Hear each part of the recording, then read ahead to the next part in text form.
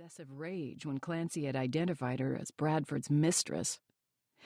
He leaned back in his chair and drew up one knee to rest against the desk.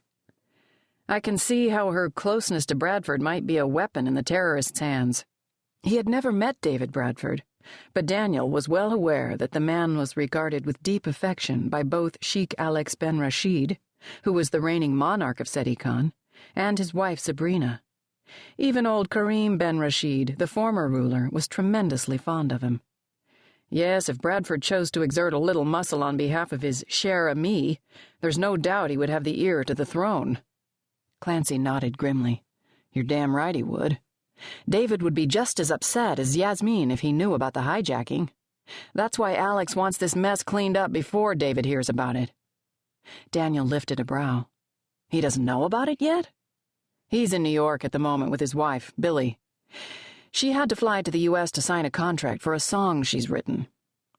And, of course, Alex doesn't want his old friend to have his domestic bliss shattered by this very inconvenient hijacking, Daniel said caustically. Clancy's brow knotted in a frown.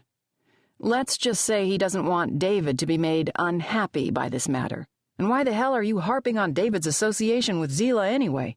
You're not exactly a Puritan, Daniel. I'm not harping, Daniel broke off. He was harping, and he knew it. How could he explain his anger at the idea of Bradford making love to the woman in that photograph when he didn't understand it himself? You're right. I sure as hell haven't the right to cast the first stone. He clasped his hands around his knee.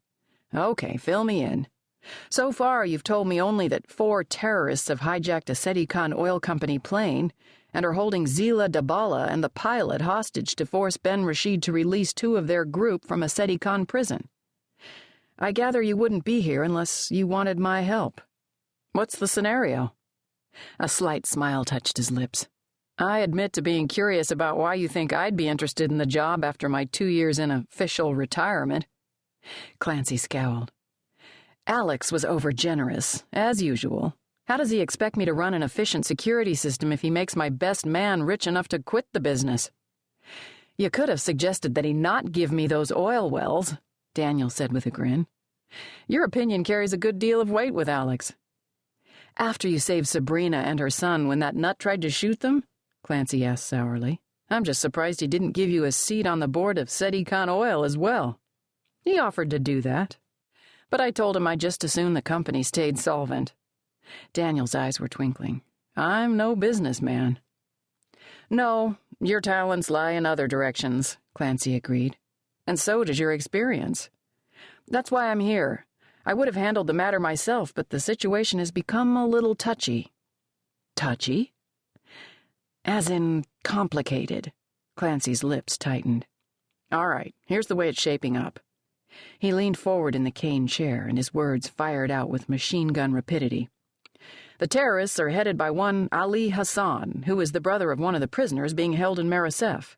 We think the group has been waiting for this chance for a long time. They've done their homework if they've linked David with Zilah. She's been in the United States for a number of years and is presently attending Texas A&M University. For a moment, there was a flicker of impersonal admiration in his expression. They're not stupid. They've picked their target very carefully. The security around Alex, his family, and his friends is almost impregnable. Zilah, on the other hand, is on the outer fringe of that circle, and yet is close to one of its most important members. They must have been watching for an opportunity, and when Karim arranged for the company plane to fly Zilah home to Seti Khan, they pounced. They managed to substitute one of their own men for the co-pilot, and when they were airborne out of Houston, he made his move. That was yesterday morning. They landed in the Madrona Desert and were met by 3 other terrorists. The Madrona Desert? Daniel's eyes narrowed. The Madrona begins only a few miles from here. They landed in Seti Khan territory? I told you they weren't stupid. They landed across the border in Said Ababa. They knew that government had been hostile to Alex's regime and would conveniently ignore their presence there. He paused. And the Seti Khan province closest to their location is this one, and it's ruled by your old friend Philip El Kabar. Are you beginning to get the picture? It's starting to come into focus, Daniel said. Philip is one of the most powerful sheiks in Seti Khan. Alex never enters this province.